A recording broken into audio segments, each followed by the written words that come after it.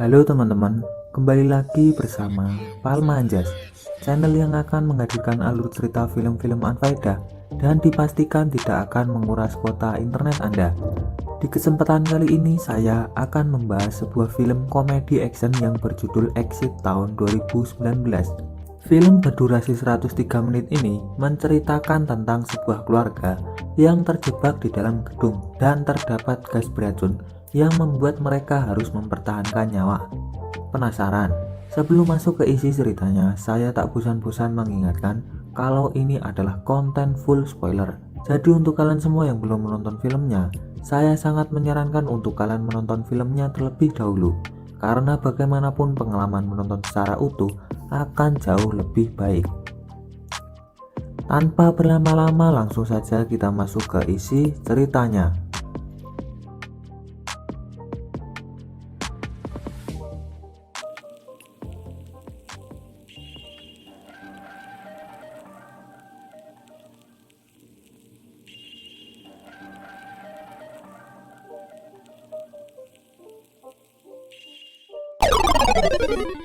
Film diawali dengan diperlihatkannya seorang pria bernama Yongnam, di mana dia mengabdikan hidupnya pada hobinya, yaitu olahraga memanjat tebing.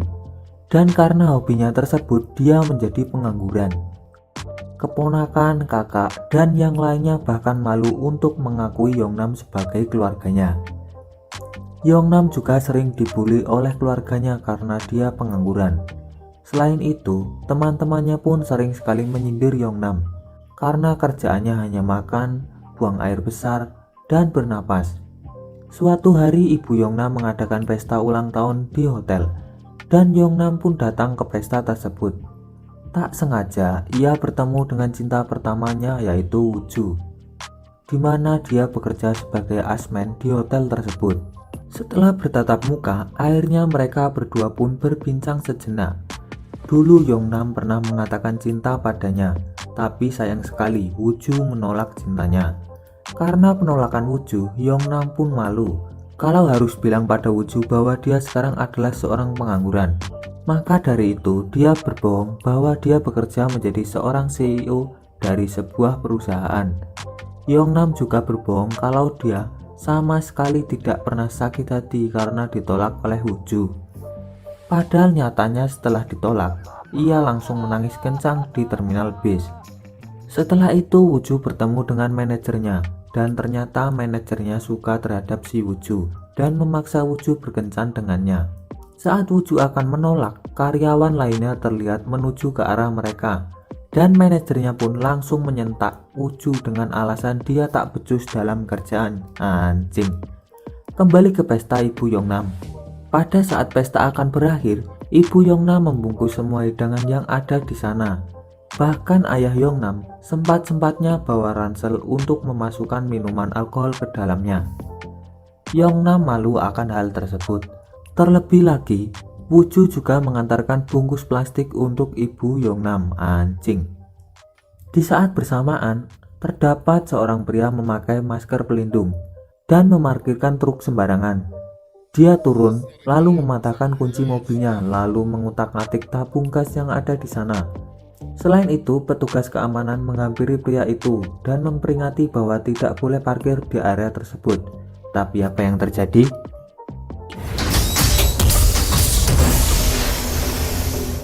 Gasnya pun meledak dan airnya meluas di wilayah tersebut.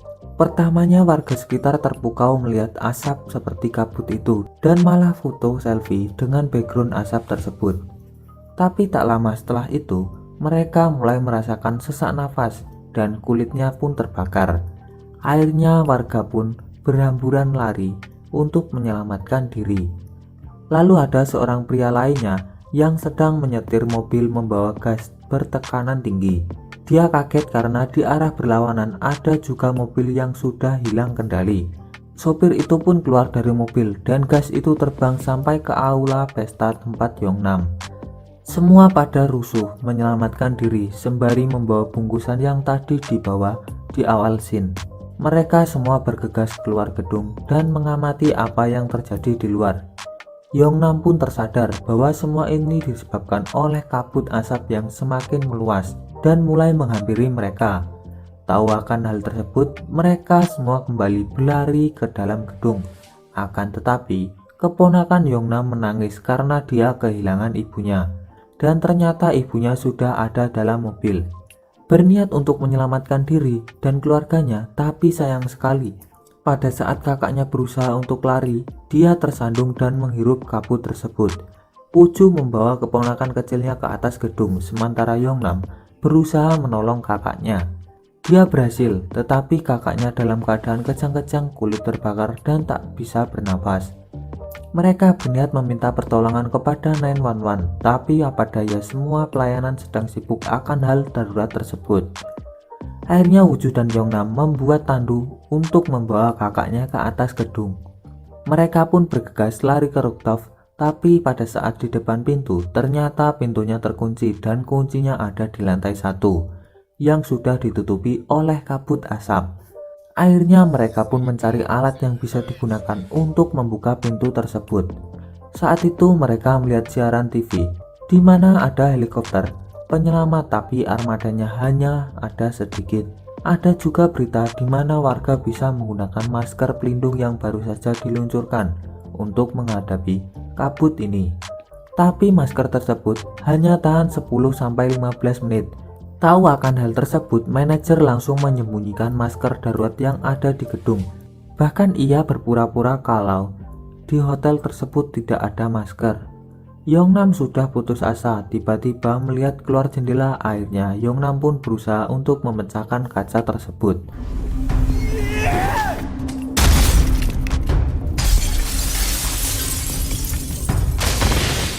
Sanak saudaranya pun berlari menghampiri orang tuanya Yongnam, sembari berkata, "Yongnam sudah gila." Yongnam langsung berlari meloncat ke gedung seberang, tapi kepalanya terbentur ke pipa besi. Bukannya menolong, ia malah membuat keadaan makin riuh. Akhirnya Yongnam pun bersiap-siap mendaki ke atas gedung dengan bermodalkan tali, pengait dan kapur dari Uju. Keluarganya pun masih tetap dalam mode rusuh, menonton Yongnam sedang berusaha dari layar ponsel. Yongnam pun berusaha sekuat tenaga mencapai puncak, tapi pada saat mendaki puncak, tali terlalu pendek karena tersangkut. Karena sudah di ujung tanduk, ia akhirnya melepas semua talinya dan memanjat sendiri tanpa alat pengaman. Syukurlah Yongnam berhasil selamat sampai di puncak dan menyelamatkan semua anggota keluarganya yang tadi terkurung di dalam gedung. Setelah itu berbagai usaha pun dilakukan mereka untuk menarik perhatian helikopter. Uju pun menyarankan untuk membuat sinyal SOS. Rencananya pun berhasil dan helikopter datang untuk menyelamatkan mereka. Tapi sayang sekali, ternyata Yongnam dan Uju tak bisa ikut dikarenakan beban muatan sudah melebihi batas. Mengetahui hal tersebut, mereka langsung mundur, padahal keluarga Yongnam sudah berteriak tetap ikut saja. Setelah bersedih sejenak karena tak bisa menaiki helikopter, akhirnya Yongnam dan Uju pun berusaha untuk kabur dari situ dan mencari gedung yang lebih tinggi. Dikarenakan asap kabut terus naik merambat ke atas, mereka berlari ke sana kemari, naik turun mencari gedung yang tinggi, bergelantungan mempertaruhkan nyawa untuk menyeberangi atap dan berusaha mencari tempat yang aman. Akhirnya mereka menemukan gedung yang cukup aman. Uju pun mengumpulkan seluruh idenya untuk menarik perhatian helikopter. Tapi pada saat helikopter mulai menyadari keadaan mereka, ternyata di gedung seberang terdapat sekelompok anak kecil yang terjebak di dalam gedung. Melihat itu pun mereka tak tega dan akhirnya sekali lagi mereka mengorbankan diri mereka demi orang lain. Tak hanya itu, keadaan semakin parah karena pom bensin meledak dan membuat kecepatan gas menjadi lebih cepat. Tak menyerah, akhirnya Yongnam dan Uju berencana untuk naik ke menara derek yang lebih tinggi, tetapi itu tak mudah dikarenakan tempatnya lumayan jauh dan asap yang naik semakin cepat. Di saat bersamaan, keluarga Yongnam pun bersedih dan bertanya-tanya akan keadaan Yongnam. Ayahnya pun bergegas menyusul Yongnam dengan menaiki taksi, dan pada saat tiba di seberang danau, mereka melihat dua orang pemuda yang sedang merekam keadaan di sana menggunakan drone. Ayahnya pun memohon untuk mencarikan posisi Yongnam menggunakan drone tersebut. Awalnya mereka ragu, tapi setelah disodorkan uang, akhirnya mereka dengan senang hati melakukannya.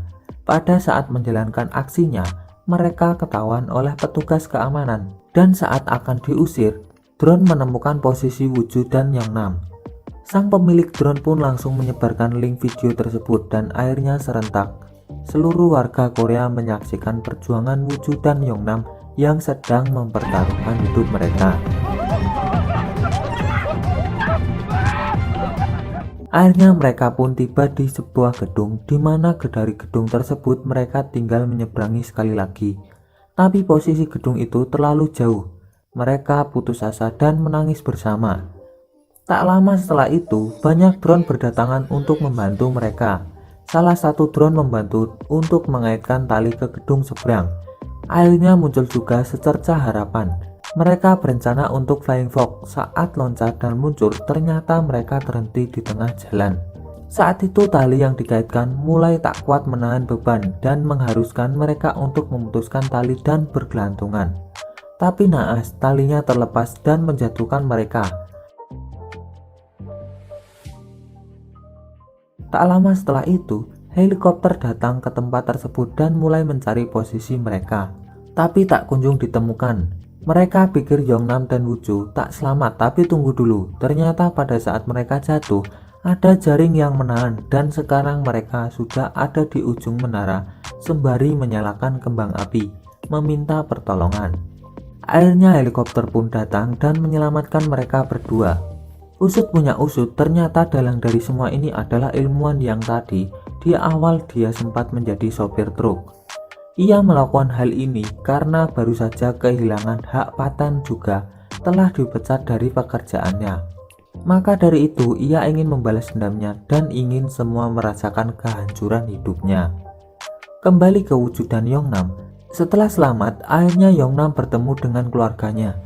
Woo-ju yang telah menelpon keluarganya juga dihampiri oleh manajer brengsek. Ia berpura-pura khawatir, padahal ia sudah meninggalkan Woo-ju pas di helikopter pertama. Geram akan hal tersebut, Woo-ju pun langsung menampar manajernya dan membentaknya, "Mampus lu anjing." Yongnam pun mengambil Woo-ju dan mengembalikan penjepit daki gunung milik Woo-ju. Tapi Woo-ju menolak menerimanya hari ini dikarenakan penjepit itu berat. Padahal sebenarnya ia ingin bertemu Yongnam di lain waktu. Yongnam pun sempat lemot, tapi akhirnya ia senang juga dan film pun selesai. Ending yang sangat-sangat jancuk ini, asu sekali endingnya. Menurut saya dari segi cerita film ini keren sih, keren. Hanya saja saya sendiri tidak main dalam film ini, sehingga film ini kurang sempurna. Anjing. Terakhir, kira-kira menurut kalian pelajaran apa yang bisa diambil dari cerita film ini? Pesan saya hanya satu, yaitu adalah jangan goblok. Dan terima kasih sudah menonton video ini sampai akhir. Bye bye.